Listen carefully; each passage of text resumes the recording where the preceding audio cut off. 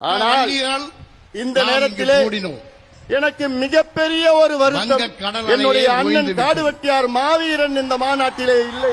ஆக வங்க கடலை மிஞ்சியது இந்த வண்டியர் படை. காரணம், ஆக இங்கு 12 ஆண்டுகளுக்கு முன்பு இதே மண்ணிலே என்னுடைய அண்ணன் காடுவெட்டியார் அவர்கள் மிக பிரம்மாண்டமான மாநாட்டை நடத்தினார்கள். இன்று மட்டும் என் அண்ணன் காடுவெட்டியார் இருந்திருந்தால் நானும் அவருடைய அன்பு தம்பியை போன்று அந்த பகுதியிலே நான் அமர்ந்து கொண்டிருப்பதுதான் எங்களுடைய நோக்கம்.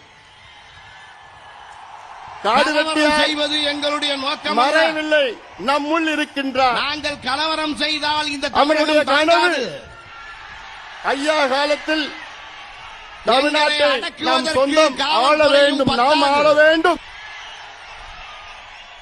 தமிழகத்தில் ஒரு சாதி ராணுவத்தையும் சந்தித்தோம். 10 ஆண்டு காலம் இந்த